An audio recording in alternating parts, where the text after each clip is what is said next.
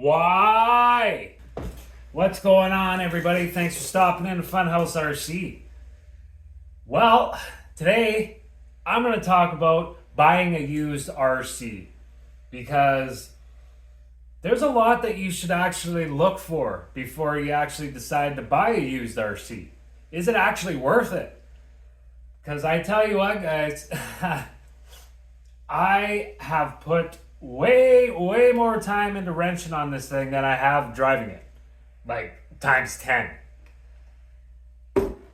Let's look at what I should have looked at before I bought this thing.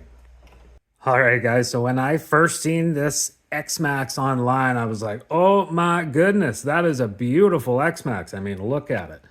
But it didn't look like this when I first got it. It had all Trail aluminum tie rods in the front. It had Trail aluminum hub carriers, and it also had, well, it had these Proline Badlands on it. So these Badlands, let's start with these. These tires are great tires, but for bashing and jumping, they're not good for that at all. That might trigger some people, but I'm telling you, these things, they are designed to handle the RPMs very well, but they do not balloon whatsoever, which can be a good thing for some applications, but when it comes to bashing, it gives you no air control whatsoever. And these tires are super heavy, super heavy compared to the stock tires. So they add a lot of weight, which adds a lot of stress on the rest of your truck, the A-arms and whatnot. Plus, when I had the weight of these Trail hub carriers on the truck, breaking A-arms like crazy all the time. And it took me a long time to figure out the added weight from the hub carriers, the added weight from the Proline Badlands.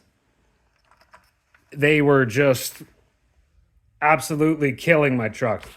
But yeah, guys, when I first bought this thing and I seen all the Trail aftermarket parts on it, I didn't think anything of it because I was like, well, a Traxxas X-Max comes with the heavy-duty aluminum hub carriers, so this is basically just a custom-built X-Max Ultimate. I was like, awesome. Little did I know the issues that was going to cause me for my style of driving. That's the thing. If you're the kind of person that just likes to do speed runs and go back and forth on a flat surface on like 12S or something, or, you know, a geared out 8S truck, whatever, these tires and that setup with all the Trail hub carriers and everything might be a good setup for you. But when you're bashing and whatnot, it was terrible. I have seriously gone through probably about 10 A-arms on this truck in the little bit of time that I have been driving it. It's insane. So for your style of driving, guys, you might not want all those aluminum parts because they just cause a whole bunch of extra weight, and they're going to cause a whole bunch of extra problems if you are a basher and like to send RCs off of jumps and whatnot. You want to stay as light as possible. Believe me. Light as possible, the better. Another thing you want to quiz up the owner about is bearings inside your hub carriers. When were they done last? Have they ever been done? How long has it been sitting for? Because after I took my Trail hub carriers out, I found that all the bearings inside here were seized as well. So seized bearings, weight from the Badlands, weight from the Trail hub carriers that were oversized with bigger bearings that were all seized. Nightmare. All a nightmare. Recipe for disaster. So I got rid of all that stuff and I've gone all back to stock. Then again, I haven't really been able to drive it either, so we'll see. Yeah, I'm stuck with the Badlands for now, but what I think I'm going to do is put the arrma D boots on this thing one day. And I think that that'll be the route that I'll go for my bashing.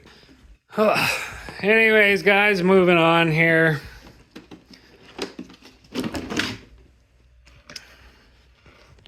Oh, look at that. It's not even together. Shocking.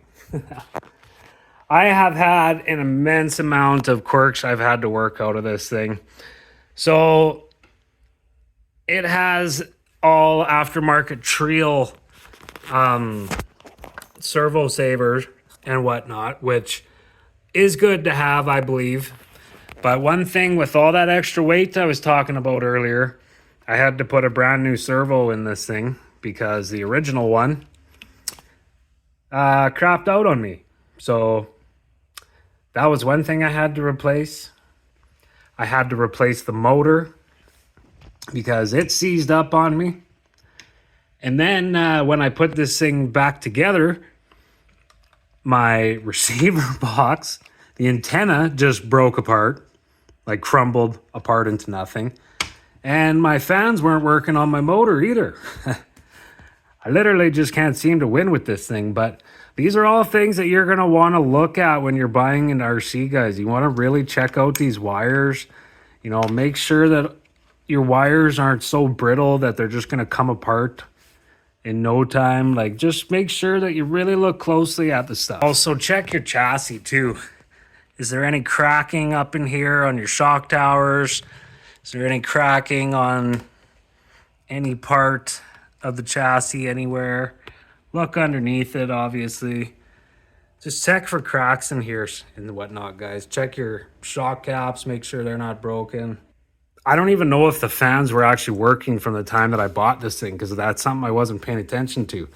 You can hear the fan and the ESC running, but I couldn't hear anything coming from the motor fans, and upon looking at them closer, they weren't even spinning. So I just noticed that. So I don't know if maybe that's why that had something to do with my motor blowing up or what, but I'm not going to drive this thing until I have new fans on it.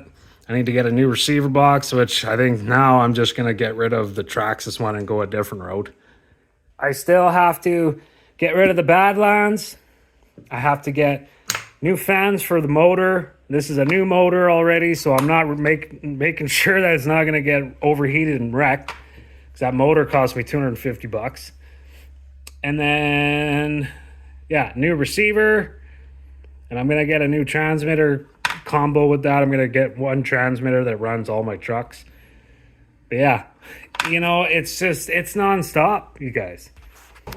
Moral of the story here is, guys, you really want to weigh if it's worth it to you, because I have been part of so many different RC groups now across all different platforms, and I see so many people saying the exact same thing, having problems immediately after buying a used RC. So you really want to look into, when you're buying one, is it worth it? Or is it worth it to just save up the money and buy a new one? Or is it worth it just to initially invest in a new one? Knowing what I know now, absolutely. Just wait to have a brand new one, because I have worked out, I don't know how many people's problems that I have purchased from them, and it's just been nothing but a headache for me. And this is the last time that I do it. Actually, this is the last used RC that I buy, because I've had to do a whole pile of wrenching on this thing too. And now I got a video coming out on this thing too, for what I've been experienced with this thing. So make sure you subscribe for that one. Anyways, guys, just the main things that you want to look at are the chassis. You want to really quiz the owner about bearings. When were they done last, if they've ever been done. Really take a look at your wiring. All the wires, the best you can. Like, it's hard to tell sometimes. Like, I couldn't tell that this receiver wire was so brittle until I took the lid off, and it literally just crumbled in half. So, you know, just make sure everything's functioning as well. Make sure the fans on the ESC are functioning. Make sure the fans on the motors are functioning as well. Make sure everything is functioning, because this stuff adds up, I'm telling you. And make sure your four-wheel drive is working. This is if you can't drive it. I mean, ideally you want to drive it before you buy it to really test it, but these are things you can do to just either negotiate with the seller, because a lot of people think their used stuff is just worth gold. I didn't know any better at the time. I do now, but yeah, guys, just be diligent. You know what? It's way better to honestly just save up and get the new one, because then you can make it your own and you're not fixing other people's problems. We got lots of exciting content coming though, guys, because this one's almost fixed. This one is gonna be fixed. And this one is good to go. I'm just waiting to upgrade my son's SCX24. And then we're gonna do a side-by-side battle. Axial versus Traxxas. Who is the best mini crawler? Thanks for tuning in today, guys. I'll see you on the next video. Peace.